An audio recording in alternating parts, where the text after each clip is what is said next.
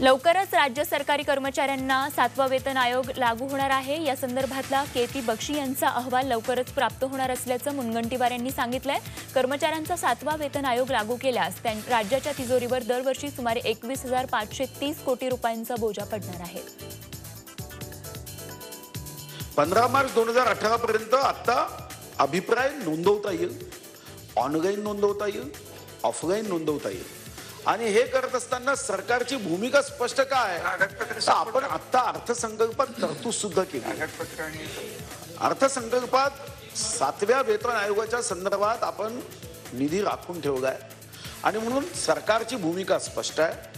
7वा वेतन आयोग आपल्याला द्यायचा आहे आणि आपण ते निश्चितपणे देणार आहोत।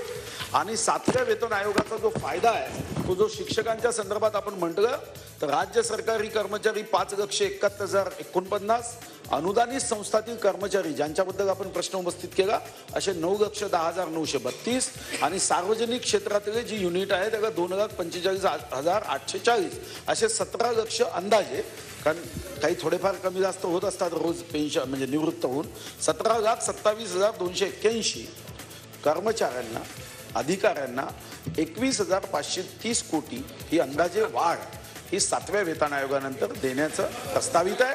आणि या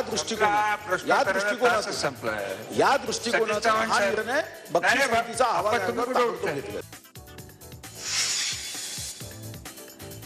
माजी मुख्यमंत्री नारायण राणेंच्या खासदारकीचा निर्णय आज होणार आहे। मुख्यमंत्री देवेंद्र फडणवीस यांची विधान भवनात भेट घेऊन भूमिका मांडल्याची माहिती नारायण राणेंनी दिली आहे। भाजपाध्यक्ष अमित शहा आज मुंबईत आहेत। ते आज मुख्यमंत्र्यांशी चर्चा करणार असून राणेंच्या खासदारकीबाबत निर्णय घेणार आहेत। राणेंनी राज्यातच राहावं अशी भूमिका त्यांचे पुत्र नितेश राणे यांनी मांडली होती, त्यामुळे राणेंच्या खासदारकीबाबत संभ्रम निर्माण झालाय।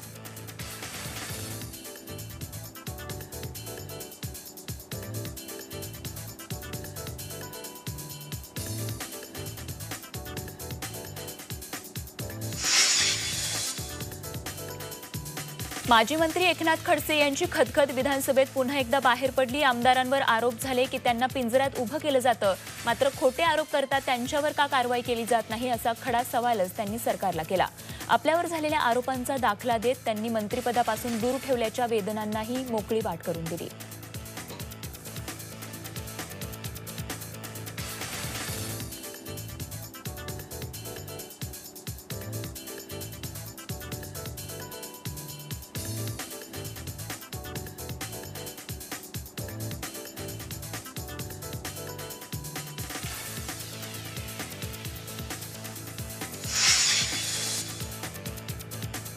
प्रशांत परिचारकांच्या मुद्द्यावरून शिवसेना आमदारांनी विधानभवनाच्या पायऱ्यांवर घोषणाबाजी केली। प्रशांत परिचारक यांच्यावर देशद्रोहाचा गुन्हा दाखल करण्याची शिवसेना आमदारांची मागणी आहे।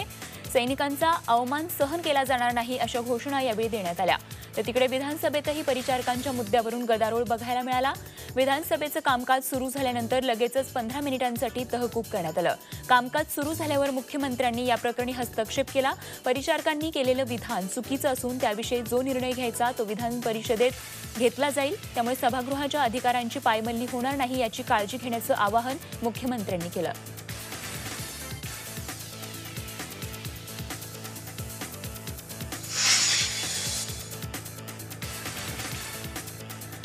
विधानसभेत मंगळवारी गमतीदार पण सरकारसाठी नामुष्कीचा प्रसंग घडला। विधानसभेत गारपिटीमुळे शेतकऱ्यांच्या झालेल्या नुकसानीवर चर्चा सुरू असताना सभागृहात आमदारांची उपस्थिती अत्यंत कमी होती। पुरेशा गणसंख्येअभावी सभागृहाचं कामकाज तहकूब करण्याची वेळ आली। मग काय, संसदीय कामकाज मंत्री गिरीश बापट यांची धावपळ सुरू झाली। सभागृहाबाहेर येऊन आमदारांना आणि मंत्र्यांना फोनाफोनी सुरू झाली।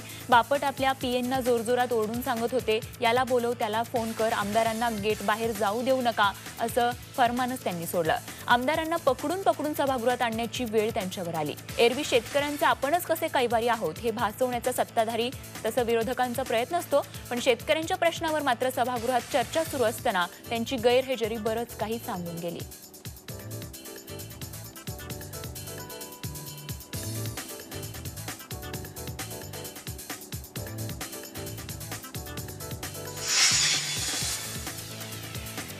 कचऱ्याच्या प्रश्नावर औरंगाबाद खंडपीठानं महापालिकेला जोरदार झटका दिलाय। औरंगाबाद खंडपीठानं नारेगाव कचरा डेपोत कचरा न टाकण्याचे अंतरिम आदेश दिले आहेत। अंतिम तोडगा निघेपर्यंत कचरा टाकू देण्याची विनंती महापालिकेने केली होती, मात्र खंडपीठानं ती फेटाळली आहे। त्यामुळे कचरा कोंडी आणखीनच वाढण्याची शक्यता आहे।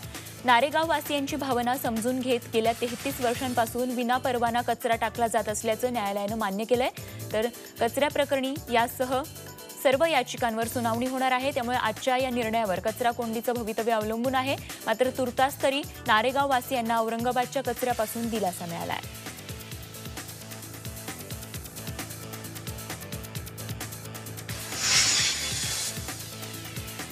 औरंगाबादच्या कचरा प्रश्नाचे विधानसभेतही तीव्र पडसाद उमटले। यावेळी विरोधकांनी स्वच्छ भारत अभियानाचा दाखला देत सरकारला धारेवर धरलं। तर पुढच्या 6 महिन्यात कचऱ्याचा प्रश्न मार्गी लावणार असून तोपर्यंत ग्रामस्थांनी विरोध न करण्याचं आवाहन मुख्यमंत्र्यांनी केलं। मात्र यापुढे क्षेपणभूमीसाठी सरकार जागा देणार नसून केवळ कचऱ्याची शास्त्रशुद्ध विल्हेवाट लावण्याचा प्रकल्प उभारण्यासाठी जमीन देणार असल्याची महत्त्वपूर्ण निर्णयही मुख्यमंत्र्यांनी विधानसभेत जाहीर केला।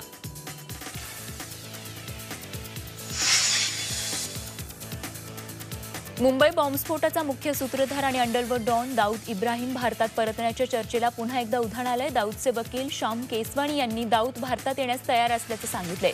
कितीही खटले चालवा, मात्र आपल्याला मुंबईतल्या आर्थर रोड जेलमध्ये ठेवण्यात यावं अशी दाऊदची मागणी असल्याचंही केसवानींनी जेठमलानींचा हवाला देऊन सांगितलं। तर काही राजकारण्यांचं बिंग फुटणार असल्यामुळेच दाऊदला भारतात येऊ देण्यास अडथळे निर्माण करत असल्याचा आरोपही केसवानींनी केलाय।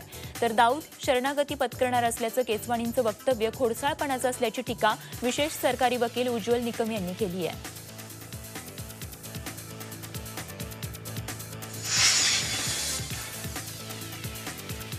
एमडी पॅथॉलॉजिस्टची नेमणूक नसलेल्या शहरामध्ये 22 पॅथॉलॉजी लॅबचे परवाने नांदेड महापालिकेनं निलंबित केलेत। सर्वोच्च न्यायालयाच्या निर्णयानंतर आणि मानवाधिकार आयोगाच्या आदेशानंतर राज्यामध्ये अशा प्रकारची पहिलीच कारवाई नांदेडमध्ये करण्यात आली आहे। पॅथॉलॉजी लॅबमध्ये तपासणी करणारं हे पॅथॉलॉजी विषयात पदव्युत्तर असावं असा इंडियन मेडिकल काउन्सिल आणि महाराष्ट्र वैद्यकीय परिषदेचा नियम आहे।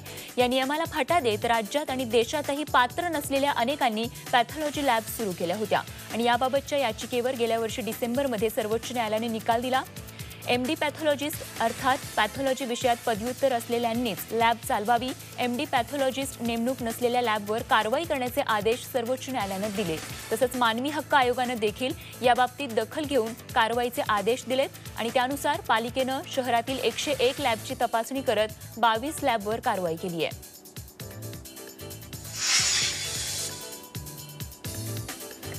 स्पर्धा परीक्षा डमी रॅकेट प्रकरणातील 15 आरोपींना एसआयटीनं अटक केली आहे। डमी रॅकेट प्रकरणात आतापर्यंत ही सर्वात मोठी कारवाई असून हे सर्व आरोपी हे डमी रॅकेटद्वारे राज्यातील विविध ठिकाणी नोकरीमध्ये सामील झाले होते।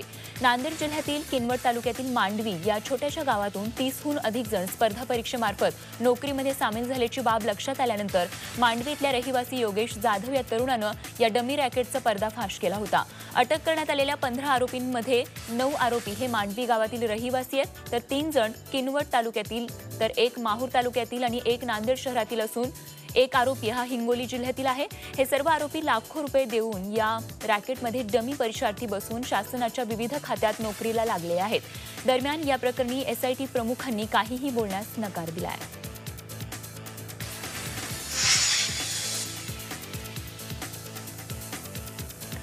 सांगलीमध्ये प्राची डायग्नोस्टिक सेंटरमध्ये महिलांचं छुप्या रीतीनं मोबाईलमधून शूटिंग होत असल्याचा धक्कादायक प्रकार समोर आलाय। सोमवारी दुपारी शहरातील एक महिला तपासणीसाठी या सेंटरमध्ये आली होती।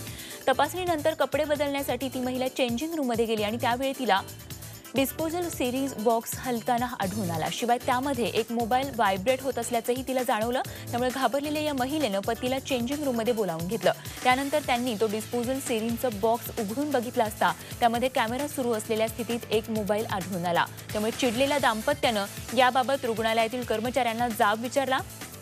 तसंच त्या मोबाईलबाबत चौकशी केल्यानंतर तो सूरज मुल्लाचा असल्याचं समजलं। पोलिसांनी सूरज मुल्लाला अटक केली आहे आणि याबाबत सांगली शहर पोलिसांमध्ये गुन्हा दाखल करण्यात आला आहे।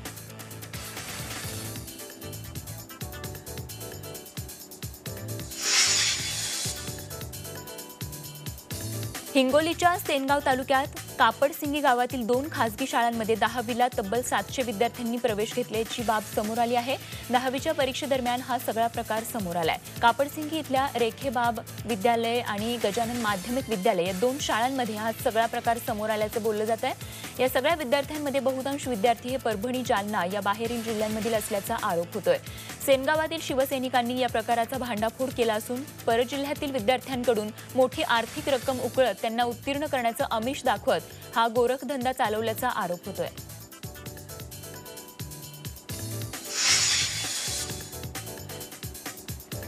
त्र्यंबकेश्वरमधल्या 200 कोटींच्या कोलंबिका देवस्थान जमीन गैरव्यवहार प्रकरणातील सर्व आरोपींचा जामीन फेटाळण्यात आलाय। नाशिक जिल्हा न्यायालयानं फेटाळलेल्या या जामिनामुळे खळबळ उडाली आहे। या आरोपींमध्ये 2 तहसीलदार, बांधकाम व्यावसायिक आणि कोलंबिका देवस्थानच्या विश्वस्तांसह 35 जणांचा समावेश आहे।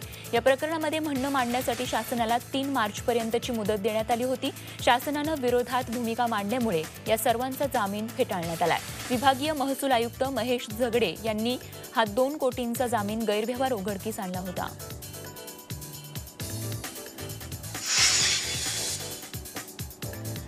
साडेतीन शक्तिपीठांपैकी एक सप्तशृंगी देवीच्या वणीगडावर उभारण्यात आलेली फ्युनिक्युलर ट्रॉली गुढीपाडव्याला सुरू होण्याची शक्यता आहे। 27 फेब्रुवारीला झालेल्या सुरक्षा चाचणीत काही त्रुटी आढळल्या होत्या। हे सुरक्षेचं काम आता युद्धपातळीवर करण्यात आलंय। 80 ते 100 रुपये या फेरीचं भाडं असेल। तसंच तासाभरात 1200 भाविक देवीचं दर्शन घेऊ शकतील। अवघ्या 1.5 मिनिटांमध्ये 550 पायऱ्यांचा प्रवास होईल, तर रुग्ण, वृद्ध यांना याचा सर्वाधिक फायदा होणार आहे।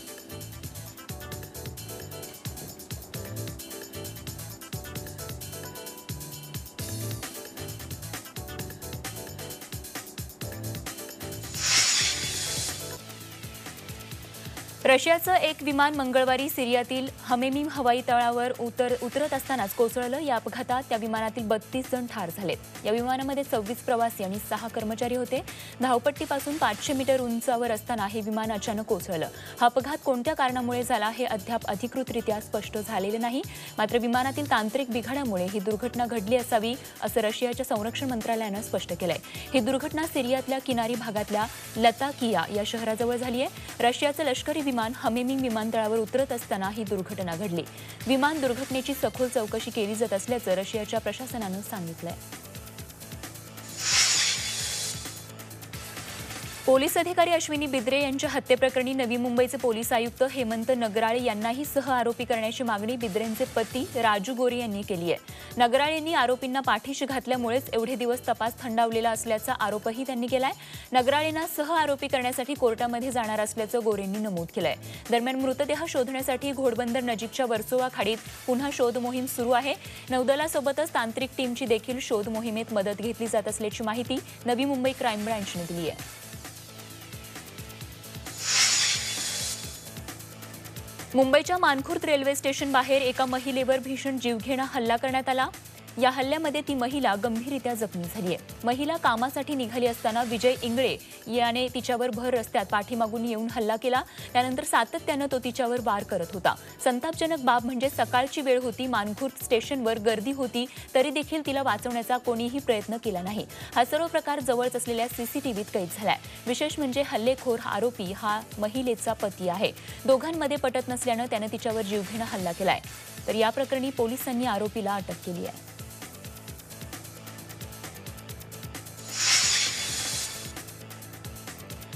निधास T20 तिरंगी मालिकेच्या पहिल्याच सामन्यात श्रीलंकेनं भारताचा 5 गडी राखत धुव्वा उडवलाय। कुशल परेराच्या धडाकेबाज खेळीने 9 चेंडू शिल्लक असतानाच हा विजय मिळवला आहे।